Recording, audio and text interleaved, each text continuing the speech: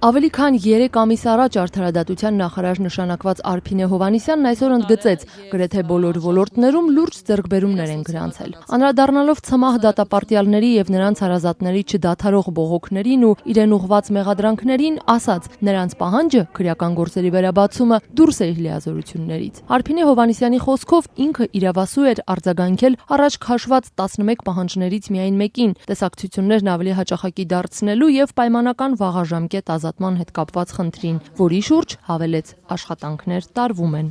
Պատժի կրման պայմանների համար է պատասխանատու արդարադատության նախարարությունը։ Քրեակատարողական հիմնարկները դատապարտյալների պատժի կրումն են ապահովում։ Դատական վերաբացման ինստիտուտի հետ կապված որևէ լիազորություն արդարադատության նախարարությունը չունի։ Ինչ վերաբերում է այլ հարցերին, ես այդ այլ հարցերին շատ լավ ծանոթ եմ։ Հրաշալի հասկանում եմ այն խնդիրները, որոնք նրանք բարձրացնում են եւ որոնք իրականում ոլորտում կան, որևէ մեկը չի էլ ասել, որ ոլորտում խնդիրներ չկան։ Ես իրականում կարծում եմ, որ պայմանական վաղաժամկետ ազատման խնդրի օրենսդրական կարգավորման մեջ կան բացեր։ Դատապարտյալ Սողոմոն Արգադիի Քոչարյանին ազատել ՑՄՀ ազատազրկում պատիժը կրելու։ Անկախությունից ի վեր այս տարի առաջին անգամ Հայաստանում դատարանի որոշմամբ ազատ արձակվեց ՑՄՀ դատապարտյալ Սողոմոն Քոչարյանը ծանր հիվանդության պատճառով։ Ազատ արձակված ու օրեր անց հիվանդանոցում մահացած Քոչարյանի հարազատները պնդում են, քրեակատարողականի բուժանձնակազմը տարիներ շարունակ անտեսել է առողջական ծանր վիճակի մասին ահազանգերը։ Թեպետ այս հիմքով քրեական գործ է հարուցվել, այդուհանդերձ արդարադատության նախարարը չի կարծում, որ քրեակատարողական հիմնարկը անհետևողական է եղել։ Անկեղծ ասած չեմ կարծում, որ ինչ-որ մեկը չի հետևել։ Քրեակատարողական հիմնարկի թե վարչակազմը, թե հետագայում նաև քաղաքացիական հիվանդանոց տեղափոխելու արդյունքում ամեն ինչ արել ենք իրականում։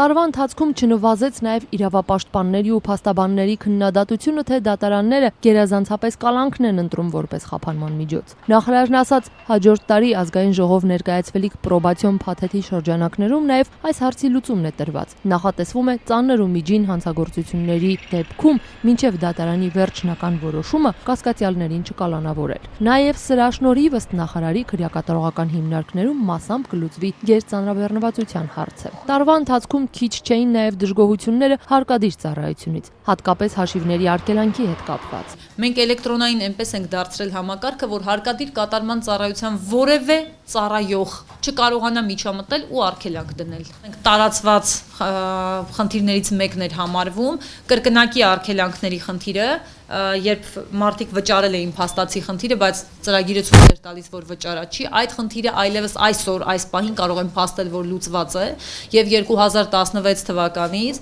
այլևս որևէ դեպք նման չի արձանագրվի։ Չնայած տարվա ընթացքում ԴՀԿ ղեկավար Միհրան Պողոսյանի հասցեին ուղղված բողոքներին, նախարարն ընդգծեց, իր ենթակա Պողոսյանին նկատողություն անելու առիթ չի ունեցել։ Արդարադատության նախարարը պնդեց, Հայաստանում արդարադատություն կա, բայց նաև դրա հետ կապված խնդիրներ կան։ Լրագրողները նախարարին հիշեցրին, անձամբ նախագահ Սերժ Սարգսյանն էր քաղաքացիներից մեկի Հայաստանում դատարան չի գործում դժգոհության արձագանքել հնարավոր է։ Ես տեսնում եմ խնդիր, որը բարձրաձայնեց երկրի ղեկավարը եւ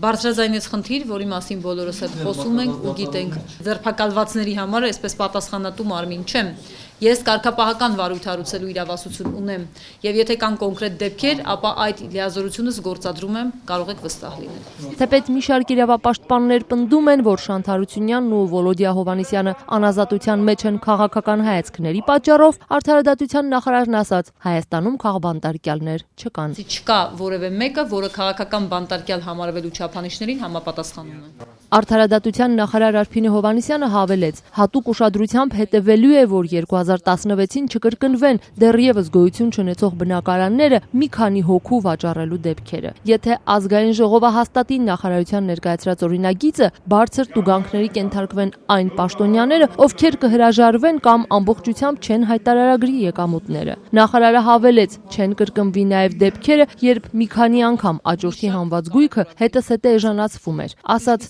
շատ ցածր գներով վաճառք չի լինելու, սահմանվելու է գնի ստորին շեմ։